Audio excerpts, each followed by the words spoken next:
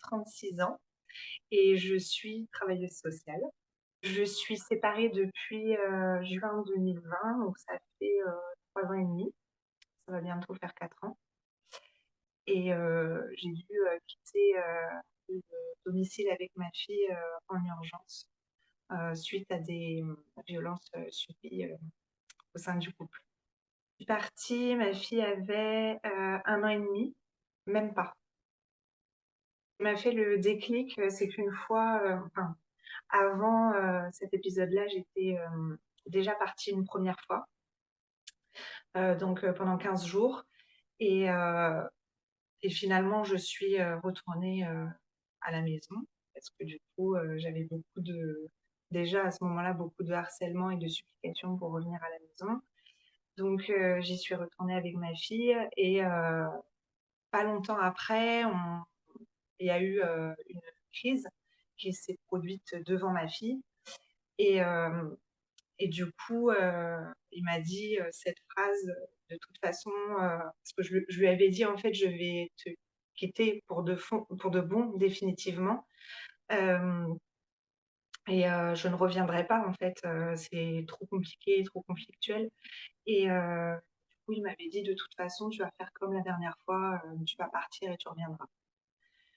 et donc je suis partie suite à un épisode, violent où, je c'était plus possible et je voulais surtout pas, en fait, faire subir à ma fille ce que moi je subissais depuis, déjà trop longtemps et je voulais pas qu'elle vive et qu'elle grandisse dans un climat, trop conflictuel, où il y avait de la violence, où c'était, pas sain pour, son développement et son éducation donc c'est surtout, en fait, le déclic, ça a été ma fille. Une fois que je suis partie, ça a été très compliqué. Lui, donc j'ai été hébergée en fait, pendant 6 mois chez ma mère avec ma fille, hem, parce que j'avais pas d'autre, logement où aller et lui a débarqué un jour, enfin un soir, au logement de ma mère où j'étais seule avec ma fille, ce soir-là et a essayé de rentrer et j'ai eu, vraiment très peur parce qu'à ce moment-là, il me faisait vraiment, je vivais vraiment dans l'angoisse de le croiser et qui m'agresse et du coup, j'ai appelé le 3919. De là, ils m'ont donné, des coordonnées pour, contacter une association, d'aide, aux victimes de violences conjugales. J'ai eu un premier entretien avec eux et ensuite, j'ai eu un suivi, avec une travailleuse sociale, là-bas qui m'a permis de, prendre du recul et de commencer à cadrer, au niveau de, la garde de ma fille, au niveau de tout ce qui était, communication aussi et en attendant, qu'il y ait, du coup une audience pour, pour la garde, de ma fille et voilà donc j'ai essayé de mettre en place, des, des choses, pour les week-ends, pour les appels téléphoniques aussi, et petit à petit, j'ai cadré comme ça, mais c'est vrai que c'est beaucoup plus simple avec un jugement parce que du coup, on a vraiment un document officiel et légal, sur lequel se rapporter en cas de problème, quoi. Parce que tant que c'est moi qui cadrais toute seule, il y avait pas enfin, il pouvait dire non, il pouvait, faire un peu comme il voulait et j'avais pas trop de moyens de remettre, bien sur le chemin, quoi. Après la séparation, en fait, je partais en me disant que ça allait, être mieux, que j'allais vivre, plus sereinement. Donc oui, j'ai retrouvé, ma liberté. Par contre, à côté de ça, il y a eu, une très, très longue période où, j'ai été, harcelée, au téléphone, où j'arrivais pas, en fait, à refuser les appels parce que je me disais: «Bah, j'ai un peu cette obligation de rester en lien avec lui par rapport à notre fille». Du coup, je savais pas trop comment me positionner et du coup, à chaque fois que je recevais des messages, je me forçais de les lire. Hem, Voilà et puis, il téléphonait, je répondais, à la fin, je répondais plus parce qu'il pouvait, m'appeler ou m'envoyer des messages, mais peut-être plus de 100 fois par jour. Hem et du coup, quand je l'ignorais, par contre, ça arrivait qu'il se déplace et donc là, j'avais vraiment peur, donc je pouvais aussi recevoir, une photo de devant chez ma mère, quoi, pour me dire, «Bah, je suis là», voilà et du coup, au bout de quelques mois, j'ai déposé ma première plainte parce qu'il y avait aussi beaucoup de menaces, d'insultes, de menaces. Il y avait des périodes où, il était, en pleurs, il essayait de faire en sorte qu'on rentre à la maison et il y avait, d'autres périodes où, ça passait aux insultes et aux menaces, dont des menaces de mort sur ma fille et moi. Donc heu, donc là, voilà, j'ai fait un premier dépôt de plainte et pour harcèlement et menaces de mort. Sur la communication, ce qui me faisait le plus mal, c'est quand il me redisait des mots, en fait, après la séparation qu'il me disait déjà avant, quand on était, ensemble et ça me faisait mal parce que j'avais l'impression, en fait, de pas être partie, qu'il continuait à avoir, une sorte d'ascendant sur moi et c'est des expressions mais bien bien particulières à lui ou alors, de me dire que je suis le diable, pour ma fille, que, si j'ai pas envie, si j'ai pas envie de m'occuper d'elle, faut que je la laisse, enfin, alors qu'il y a rien qui montre que je m'occupe pas d'elle et que je m'occupe pas bien d'elle. Enfin, au contraire, je fais tout pour elle. Mais tous mes choix, toutes mes décisions sont axées pour, son bien-être à elle justement et ce qui me fait le plus mal, c'est quand il touche à mon rôle de mère, en fait et ou alors, quand il fait des menaces, ce qui m'a le plus atteint, mais c'était pas directement, hem, vers moi parce il fait passer beaucoup de choses via ma fille. Ça par exemple, l'année dernière, en janvier 2023, voilà, il lui a dit qu'il allait, prendre, une batterie, la mouiller, la mettre sur sa tête pour la rendre handicapée à vie, quoi.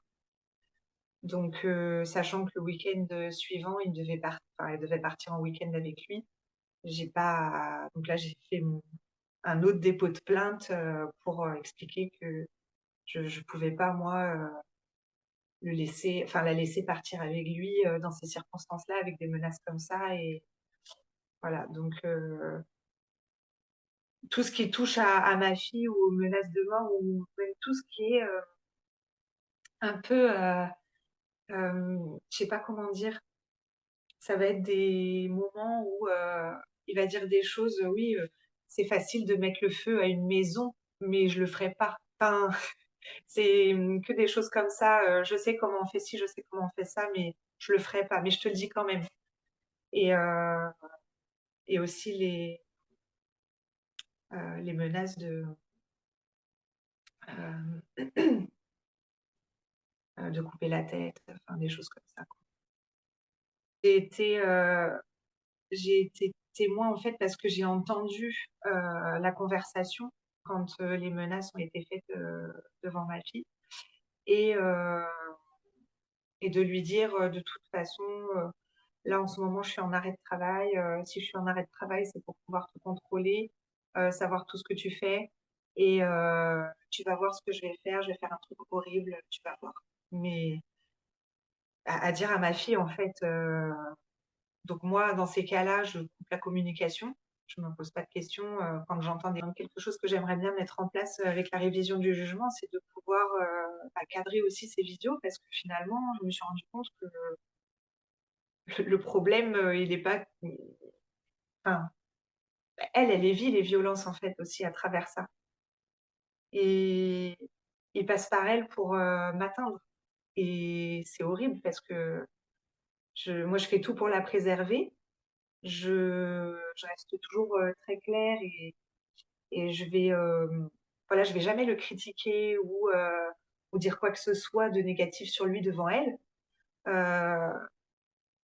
parce que je veux avoir rien à me reprocher non plus. Et hem et elle, par contre, de l'autre côté, elle se prend pas mal ouais, de propos,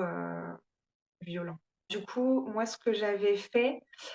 c'était que, ça s'est fait petit à petit parce que c'était quand même très compliqué de le faire au départ, mais en gros, je bloquais son numéro, de partout et je le débloquais que quand, j'avais besoin de communiquer, un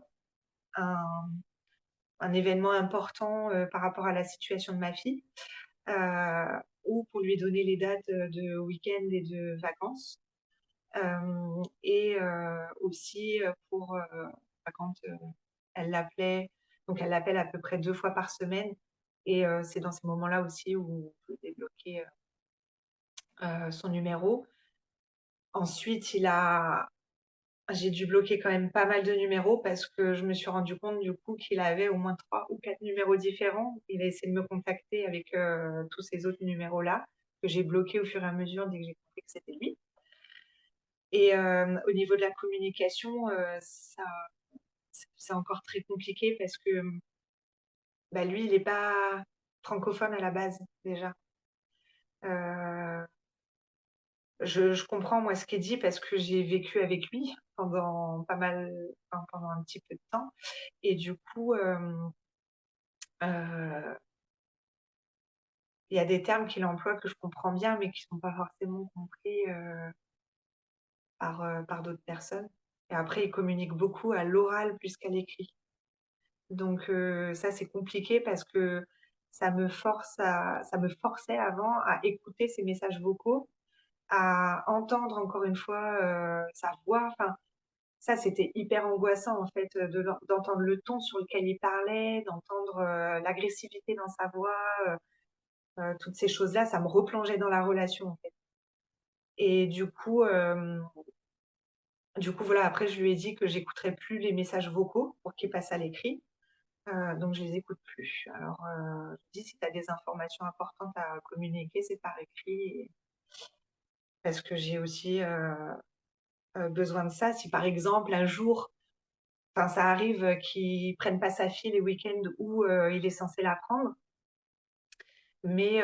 voilà, moi je fais une trace écrite comme quoi il confirme qu'il la prend pas. Parce que si je la garde et puis qu'au final il dépose une plainte contre moi pendant présentation d'enfant, j'ai aucun, recours pour dire, bah, il m'avait bien prévenu qu'il apprendrait pas. Je voulais témoigner parce que, heu,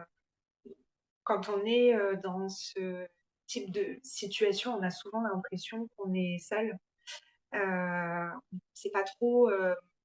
comment procéder, on sait pas par où commencer, on est vraiment perdu et puis on n'a pas tout à fait les idées, au clair aussi. Il y a un manque de recul, on a vraiment, la tête dans le guidon, voilà, on est dans la relation, on est dans l'emprise, heu, on moi, je sais que quelquefois, j'avais même des difficultés à penser par moi-même, quoi. Enfin et du coup, je trouve ça important de témoigner pour montrer que, c'est quand même possible, déjà de partir, que c'est très difficile par contre, que certaines fois les violences, elles peuvent quand même continuer, enfin souvent même, elles continuent après la séparation. Hem, mais que, il y a aussi des personnes qui sont là pour, nous aider en fait, des professionnels qui sont, formés, sur la question et heu et moi je suis passée par là et je pense que même c'est nécessaire en fait de se faire accompagner. Parce que seule j'imagine que j'y serais retournée ou j'aurais peut-être pas eu la force, de tenir bon et de rester sur ma position pour la séparation, quoi. Je regrette pas, je regrette pas du tout d'être partie. Je J'ai appris à revivre, en fait. Enfin, juste d'être libre de mes faits et gestes, de pouvoir, moi, organiser, mon quotidien comme je le veux, sans avoir à culpabiliser, d'aller manger avec une amie ou, de faire une activité, de pas avoir à chronométrer le retour à la maison après, le travail, de pas, de pas avoir toute cette pression en fait, permanente, H24, enfin, de pas avoir à justifier mes moindres faits et gestes, de vraiment de retrouver ma liberté pour moi c'est déjà, énorme et heu et je regrette pas du tout cette décision d'être partie. Oui, c'est difficile, mais en fait, vu aussi toutes les bonnes choses que ça m'apporte, dans mon quotidien d'être, sortie de toute, de cette relation, très, très malsaine et toxique. Du coup, enfin voilà,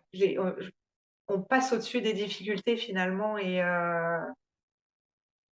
moi c'est de vivre comme je vis aujourd'hui, qui me donne la force en fait de continuer à tenir bon et à me dire, «Bah voilà, j'ai pas fait ça pour rien, je suis pas voilà, je suis pas partie pour rien et puis, ma fille elle a le droit de grandir sereinement aussi,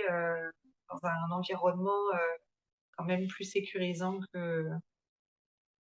voilà, qu'autre. J'ai, une anecdote par rapport à ma fille parce que, finalement, il y avait beaucoup de, crises qui se passaient, en dehors de son champ de vision quand même. Après, voilà, je suis sûre qu'elle a entendu beaucoup de choses, qu'elle a dû aussi, entendre ma détresse, à plein de moments où, elle dormait ou alors on pensait qu'elle dormait et finalement pas. Je pense qu'elle avait, dû, emmagasiner, des questionnements ou des angoisses et un jour, il y avait, une araignée sur la porte de sa chambre. Je suis phobique des araignées, donc pour l'écraser, j'ai crié en même temps parce que j'avais super peur